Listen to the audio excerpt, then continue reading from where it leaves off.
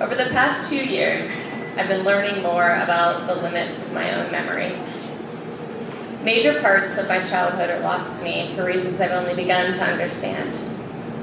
Even now in my adult life, things and people and places go missing. For example, last week I received a Facebook message from a kid who used to mow the lawn in front of my apartment back in Pennsylvania. Or so he said. I had no idea who he was. He claimed he'd come over twice a month for 6 months, only 2 years ago, and I made him lemonade, spoke with him on the front porch every other Sunday. I stared at his photo, the way his long hair curled at the neck, his half smile like a sunset, his cowboy boots, but still, nothing. But that's not what this story is about. This story is about something I do remember now. A Saturday in late July, a humid Pittsburgh night with a cornflower blue sky, shot through by bright balloons and the smell of funnel cakes, the clicking of lottery balls swirling in their round metal cage, the slow drip of melting popsicles, the sounds of basketballs swishing through nets, the clatter of rings against the necks of bowling pins, and lines of booths selling homemade soaps, plastic rosaries, embroidered throw pillows, and ceramic statues of saints. It's a story about the St. Mary's of the Assumption Church Fair of 1996. I was 13 years old, sitting on a bench by the fish pond booth where, for just a quarter, you could fish for a hot pink plastic trout that would contain a small prize, like a bouncy ball or a fake tattoo. It only cost a quarter because everybody won. I was picking up my nails, which I had painted black to match the streaks of manic panic black in my hair. And I was waiting. I was waiting for a boy. His name was Kevin. He was from North Carolina, and I think I thought I loved him. Kevin used to live in Pittsburgh too, but he had moved away a year before. We'd started calling each other every now and then, which soon escalated to nightly chat sessions over AOL Instant Messenger. We talked about everything, how we hated school, how much we hated the suburbs we lived in, how much we hated our families, how much we hated our friends. We talked about drugs and sex and everything we were trying or hoped to try for the first time very soon. Kevin's mom was bringing him back into town for the church fair, and we'd agreed to meet up. So there I was, waiting. It had already been an hour, and my father was due to pick me up in another 2. When I left the house, my dad had already been drinking for a long time in the basement, so when he showed up, I knew it was going to be time to go.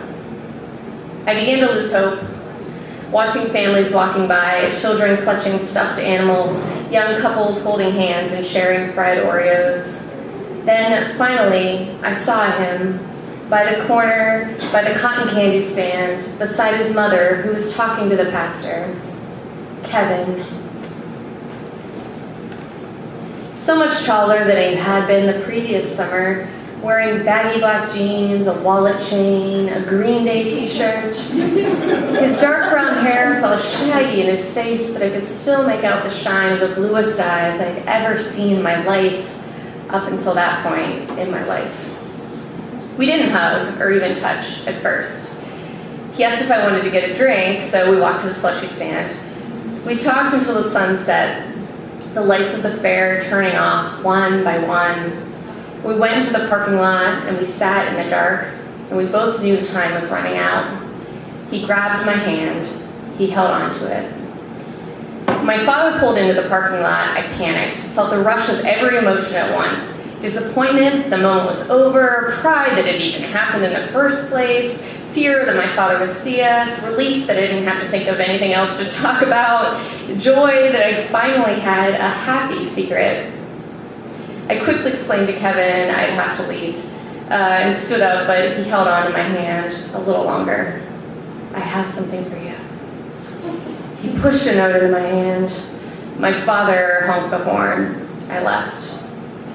I read the note in the car on the way home, my father jerking the car back and forth to avoid the deer that seemed to jump out from out of nowhere. The note said all the things that you'd expect a love letter to say from a 13-year-old boy to a 13-year-old girl. He quoted Dave Matthews Band lyrics, Braveheart reference. I know there was a Reality Bites reference. And he promised he'd move back whenever he got the chance. We could go to college together. We would get an apartment in New York City. He would buy a car and drive us across the country once he got his license. I saw Kevin once more the following summer. We met at a park, smoked pot, and fooled around in one of the pavilions. There was no cotton candy or slushies or hot pink ducks. He was wearing a beaded necklace that said Te Amo. He seemed different, more distant, distracted, but I guess that I probably did too, or at least I hoped I did. Then, months later, Kevin went on a vacation with his family to Florida. He snuck out of his parents' beach house in the middle of the night, looking to score some Oxycontin, which I guess he'd gotten into pretty heavily by then. He drove somewhere in Miami. He met someone, and that someone shot him in the head. He left Kevin in his mother's car, where he was found the next morning. I don't remember how I found out about it. I don't remember what the last thing was that I ever said to him. In fact, in all honesty, I had forgotten him. Until, years later, in a supermarket, here in San Francisco, I saw a woman who I thought looked like Kevin's mother. She was bending over the avocados, squinting at the stickers, her cart already filled with diapers and bread and soda pop. It wasn't Kevin's mother, but I remembered that it could be. This woman with bright, tired eyes could be the mother of somebody that I used to know. And there, among the oranges, the tiny green baskets of strawberries, the star fruit, thousands of miles away and so many years later, I was glad, so glad.